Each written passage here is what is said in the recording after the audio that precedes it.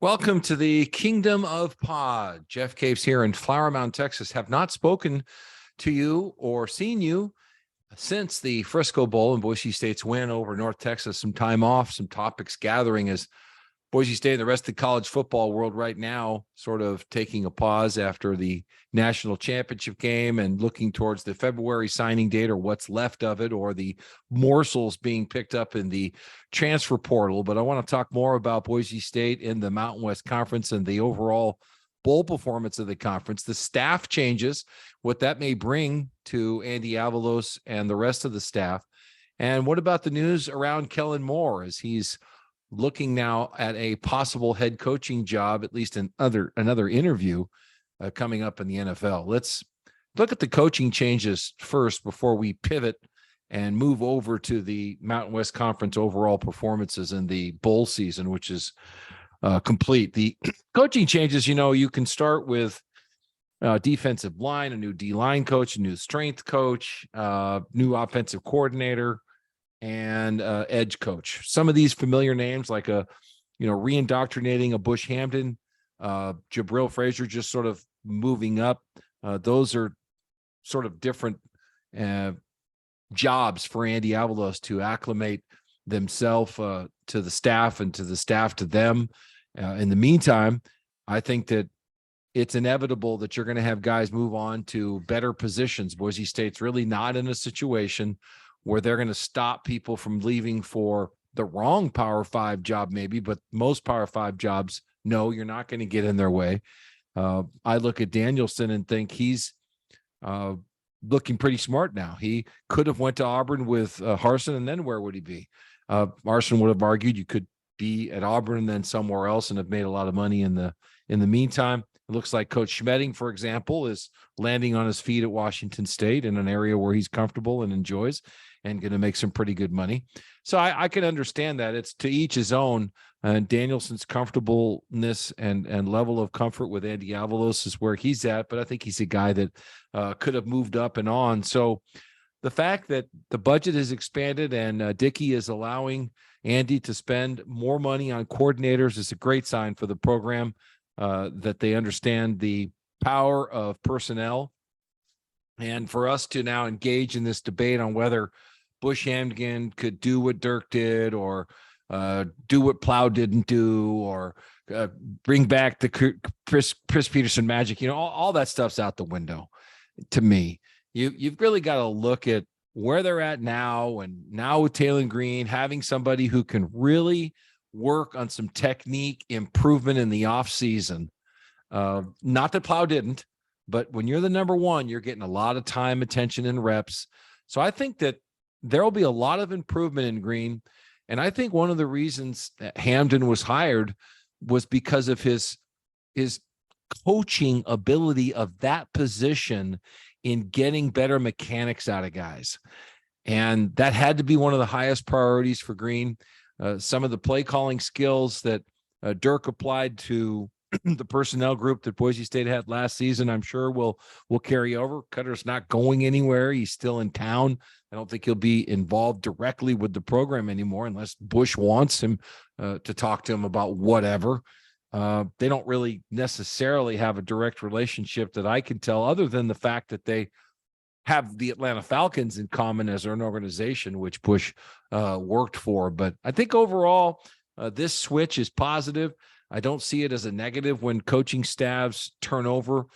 I do sense that there is, some excitement that a familiar face is coming back, because there's just more equity in that for fans and for even some people who are closer to the program, because they have a better story to tell. They have better access. They've already got a relationship with Bush Hamdan. Maybe they covered him when he played, or they knew him then. And so for them personally, those are all great things. And same with Jabril Frazier, a guy that was in the program. It takes the head coach to look at it as a sort of a third party and decide, is this the best person for the job? In Jabril's case, that is a plug and play, I think. A lower paid position on the staff, a guy with no experience as a FBS football coach, but has a lot of familiarity and energy with the kids in the program now. In the case of Bush, I think you had to come to some financial terms and pay him at least closer to where he was at Missouri. You're not going to get at the same number, you're half of it, but at least you're going to get closer for him. And that's what's happened there. So, and he gets a chance to expand. Last ad on the Bush Hamden piece was with Kirby Moore going to Missouri. It does bring some questions out. Was Kirby ever contacted? Did he turn Boise State down? Did he, I thought that if he's going to turn Boise State down or Andy down, one of the reasons would be that he's waiting for Kellen Moore to get a NFL head coaching job, and then he would roll with him there. That still might happen. We'll talk about that in a second. But in the meantime, he has left Fresno State, where Coach Tedford, as far as I understand it, had really taken Kirby under his wing. Now, Tedford's an offensive savant, highly respected. Remember, Coach Pete brought Tedford out to Washington as a consultant because he respected him that much and wanted him around in his opinions. So I think Jeff Tedford is a pretty cool cucumber with some good ideas. He's a proven head coach and coordinator and quarterback savant. Just ask Aaron Rodgers and others. So that's one advantage I think that Fresno has, in that their offense isn't walking out the door with Kirby Moore. Kirby Moore learned everything he could out of Tedford and Pete and everybody else he's been around, and now he goes to Drinkwitz, who just got a little bit of an extension at Missouri. They'll fire him if they want after next year. It's not that much security, but I'm sure Moore got a couple years on his contract, so that is a better situation. It does draw a comparison between Moore and Hamden, and the question would be, is Drinkwitz just more comfortable with somebody like Kirby Moore than he was with Bush Hamden, because he let him call some games and ultimately wasn't? That's just the way it went. You'd have to ask Eli Drinkwitz about that. And I think he's probably going to have to admit that had he wanted to, he could have let Bush Hamden take over as play caller at Missouri, but that didn't work out. So I think Bush wanted to go where he could make the play calls and grow as a play caller. And this is really that chance, because Andy is a defensive-minded coach. And while I do believe Andy has some input into the direction of the offense, specifically controlling the ball, time of possession, not wearing out your defense, not making them run on and off the field so much because you're throwing the ball constantly and stopping the clock, and maybe you're a quick strike offense. Well, that leaves the defense on the field. I think they do want to run the football. And look at the way this team is built. They're going to run the football next year. It's going to be a pretty potent, I think, punch with Boise State's run game. So it'll be interesting to see how this all works out. But in the meantime, that's my ad on Kirby Moore taking off to Missouri, leaving Fresno, and Bush Hamden checking in. Now, the Mountain West Conference, you could say underperformed. They were 3-4 in the bowl season. Increasingly, let's face it, these are exhibition games where motivation is everything. There's a lot of kids not playing now on everything from the highest reaches of Power 5 all the way down through the Arizona Bowl. If a kid's got an NFL shot, it's a little more common that he doesn't play. And that's just the way that is. So I don't know that we can read too much into the fact that, the Mountain West went 3-4, but we know Boise State took care of business. They beat, I thought, a good North Texas team who played inspired, 35-32. Disappointing that San Diego State lost to Middle Tennessee State 25-23. If you're not familiar with how that worked out, San Diego State 52-yard field goal, took a 1-point lead with 5 minutes to play. Strange game, because San Diego State had 12 tackles for loss in that game and 7 sacks, minus 66 yards rushing for Middle Tennessee, and they lost to San Diego State. I think it makes some sense. I saw some. I want to credit the right person in the media in Boise that may have been ad-libbing that Hank Bachmeier could be a potential good fit at San Diego State because he's from near there and they need a quarterback. They always do, it feels like, and he's a guy with experience. It hasn't happened yet.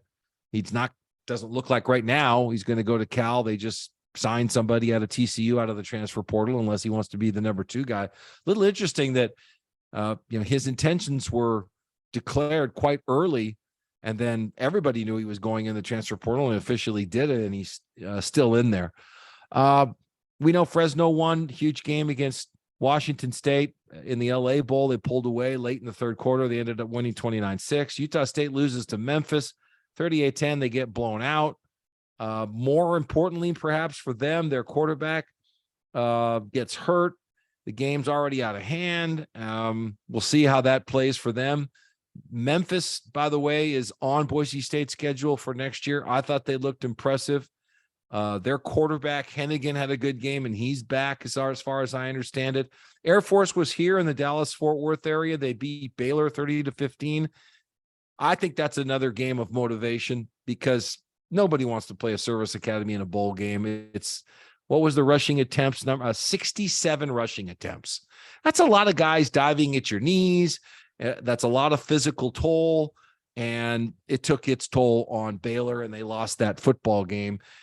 Air Force had 40 minutes time of possession. It was somewhat of a collapse. Eastern Michigan rolling San Jose State. It was not a great potato bowl, 41-27. It was 41-20 at the end of 3, and Ohio edging Wyoming in a defensive battle, and overtime in that Arizona Bowl, a back and forth game, just a defensive game, not much offense in Wyoming. And then finally their defense kind of wilted at the end and couldn't take care of business. I did, if you saw that Arizona Bowl, be interested in what your thoughts were in the performance of the Barstool Sports crew and how they handle things. And I think if you're looking to be entertained, then Pat McAfee or Barstool Sports may intrigue you, and the game becomes a part of the prop for their humor. If you're somebody like myself, the game is the thing, and you crave information and insight that you don't have, and the game is the thing. That's the prop, and there really isn't anybody playing off it other than trying to make it more interesting to me, the viewer. I think where we run into challenges is when you insert a Barstool Sports into an environment with more traditional media, and people are like, well, what is this? How are you treating it? Or you throw Pat McAfee on the ESPN College Game Day desk, and he's yelling, and he's standing, and he's bringing a lot of attention to himself. You could say he's being himself. That's fine, but he's still bringing a lot of attention to himself, and it stands out when these other guys have been trained and work hard to laugh at each other's jokes, give each other time, be respectful to each other's opinion. And I'm not saying McAfee's not respectful, but these are all changes. So the Barstool Sports thing, and McAfee was a Barstool Sports guy, all different. And I'd like to hear, maybe you can email me or text me or whatever, tell me what you thought about that. Last point I want to make is Kellen and his situation interviewing for head coaching jobs. Now, as I tape this, the Cowboys have a playoff game to prepare for this Monday night against Tampa. So it's not entirely unusual that Kellen's name isn't everywhere out there interviewing for jobs. But if you're handicapping this at home, Houston, Denver, Indianapolis, Arizona, Carolina need head football coaches. The only job that he has been tied to because there was a request for interview is in Carolina. And I'd like to see, what they're looking for. As I look at the other candidates in Carolina that have been requested for interview, the majority of them are offensive-minded people. In fact, I don't think any of them aren't. So they're all either former head coaches like Caldwell or Reich, or they're current offensive coordinators in the NFL like Kellen. Could they go the direction of a former, handicapping what Carolina wants? I can't say, but I do know that, when you put Kellen in an interview rotation with these other people, it's natural for them to compare him, and his demeanor, I'm sure, is understated. I can't imagine he hits some other button. I think he has an intelligent approach to everything he does, and I think players are motivated by his brilliance and how he points things out, what they're going to do and how they're going to get it done and why this will work. And that's what motivates guys to get into what he offers. So, is he ready to make tough decisions and discipline people and get on refs' ass, or all the sort of other organizational responsibilities of being a head football coach? I don't know, because I think you got to be around him a lot more than any of us are, or sort of seen so many interviews that we all have of Kellen that we think we know him when we probably don't. I just think that he would handle things in a different manner. He's not Bill Parcells, not Nick Saban. He's not going to handle it that way. It's not his generation. It's not his thought pattern. That's not the way he wants to get results out of his players. I think more like the guy McDaniel, I think is his name, in Miami, a cerebral person, a new approach, an analytics guy. Kellen has the advantage of having played the game and had a tremendous college career and didn't have the greatest physiques and all that, and still made it in the NFL. So that stuff I think all works in Kellen's favor, but it'll be interesting to see if his name comes up for some other gigs. The situation in Dallas, if Mike McCarthy gets knocked out the first game, I'd be interested to see what his future is. I mean, Quinn could be getting out of there. I don't know how long Kellen wants to hang around before, you're looking for a job because Mike McCarthy's getting fired. So I think it's smart to go before that occurs and stay ahead of that. It's not that Kellen's not a Mike McCarthy guy, because I don't think the next job's waiting for Mike McCarthy. If this one doesn't work out, I don't see Mike McCarthy getting another gig. I don't even know that he'd be a TV guy. So it'll be interesting to see what happens to him. I hope you've enjoyed this edition of the Kingdom of Pod as we look at Boise State football on the Believe Podcast Network. I'll talk to you again soon.